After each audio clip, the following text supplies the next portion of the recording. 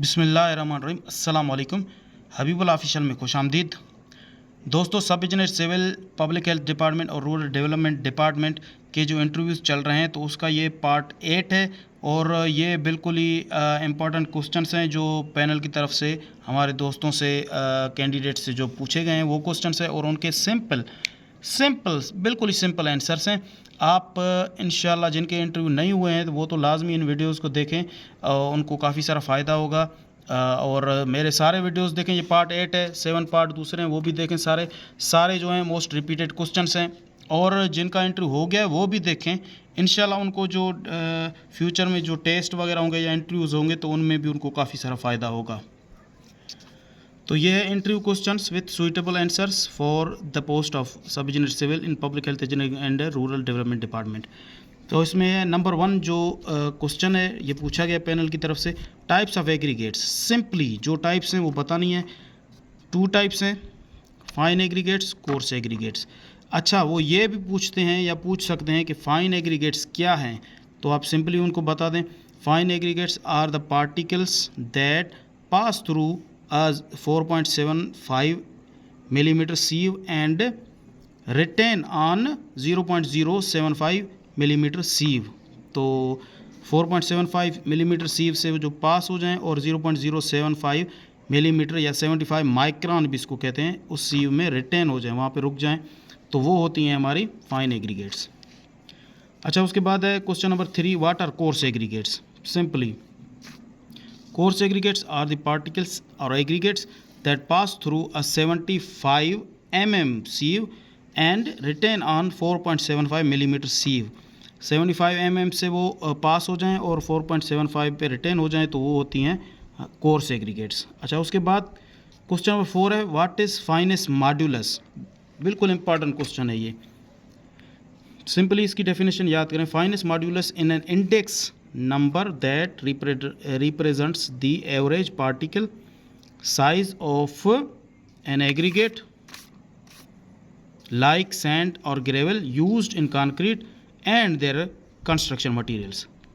अच्छा, उसके बाद question number 5, what is slow sand filter. तो पहले तो ये मैंने क्वेश्चन बताया था, जो पूछा गया था कि फ़िल्टर की कौन सी टाइप है, वो 2 टाइप है, सिलो और रैपिड सैंड। तो अभी जो है ना मैं यहाँ पे डेफिनेशन इनका बता रहा हूँ, ये भी पूछ रहे हैं, ये भी इम्पॉर्टेंट है। तो it is a water purification method that uses a bed of fine sand to remove particulate matter and microorganisms from water. ठीक है, ये इसकी सिंपल डेफिनेशन है। और इसकी जो यूजेज है सिलो सैंड फिल्टर की, वो स्मॉल स्केल पे इसकी यूजेज होती है और जो रैपिड सैंड फिल्टर है उसकी लार्ज स्केल पे यूजेज होती है, ये याद रखें। क्वेश्चन नंबर 6 है, what is rapid sand filter. इसकी जो डेफिनेशन है वो सिंपली बतानी है। It is a water treatment method that uses a bed of sand to remove suspended solids, turbidity and some microorganisms from water. तो इसका जो रैपिड सैंड फिल्टर और सिलो सैंड फिल्टर का main difference ये भी है कि सिलो sand filter जो है वो यूज़ होता है स्मॉल स्केल पे और रैपिड सैंड फिल्टर है वो यूज़ होता है लार्ज स्केल पे। ये भी इनका जो है इम्पॉर्टेंट एक डिफरेंस है। अच्छा, ये क्वेश्चन है एक, question number 7, simply geological classification of rocks. तो इनकी क्या है क्लासिफिकेशन, वो 3 है जियोलॉजिकल क्लासिफिकेशन में, इग्नेस रॉक्स, सेडिमेंट्री रॉक्स और मेटामॉर्फिक रॉक्स। अगर पैनल आपसे इनकी डेफिनेशन पूछे तो उनको डेफिनेशन बता दें, लेकिन अगर सिर्फ क्लासिफिकेशन पूछे तो ये तीनों नाम बताएं बस। क्वेश्चन नंबर 8 है, composition or ingredients of a good brick. पहले जो था इनग्रेडिएंट्स ऑफ सीमेंट, तो ये भी अभी जो है इनग्रेडिएंट्स ऑफ गुड ब्रिक। तो उसकी कौन सी हैं ingredients with percentage, silica 50% to 60%, alumina 20% to 30%, lime 8 to 12%, iron oxide 7 to 8%, magnesia less than 1% and alkalis वो कितनी होती हैं, लेस देन 10%। अच्छा, ये बिल्कुल ही सिंपल क्वेश्चन है और इसका जो है ना एक ही ये बस वर्ड है 4, इनमें ही जवाब है। नंबर 9 है, a depression is provided on the face of a brick. उसको क्या कहते हैं, डिप्रेशन को फिराग कहते हैं। अच्छा, क्वेश्चन नंबर 10 है, what are the methods of removing permanent hardness of water.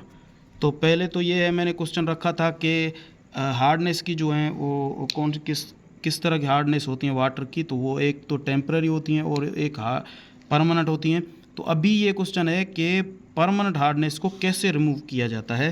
तो सिंपली ये हैं मेथड्स इसके, जियोलाइट प्रोसेस है, आयन एक्सचेंज प्रोसेस है, डिस्टिलेशन है, रिवर्स ओस्मोसिस यानी आरओ जो प्लांट है ये भी हार्डनेस रिमूव करता है परमानेंट हार्डनेस को। और 5 है calcium hydroxide process and ETC। सिंपली ये इनके नाम बताने हैं। What are the methods of removing temporary hardness of water, तो ये भी याद रखें टेम्पररी हार्डनेस को किस तरह रिमूव किया जाता है, ये कौन से मेथड है। बॉयलिंग मेथड है, बॉयलिंग ऑफ वाटर, फिल्ट्रेशन है, आयन एक्सचेंज है, क्लोरीनेशन है और लाइम सोडा प्रोसेस। ये याद रखें 5 मेथड्स।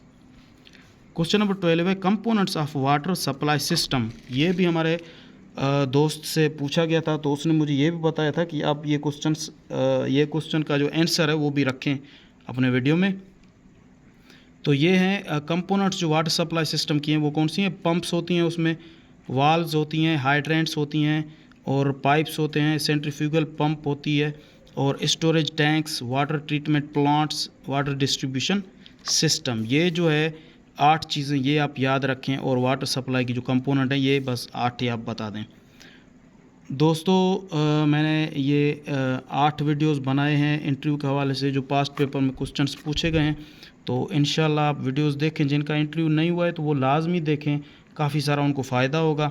वीडियो अच्छी लगे तो उसको लाइक करें, कमेंट करें और दोस्तों के साथ शेयर करें।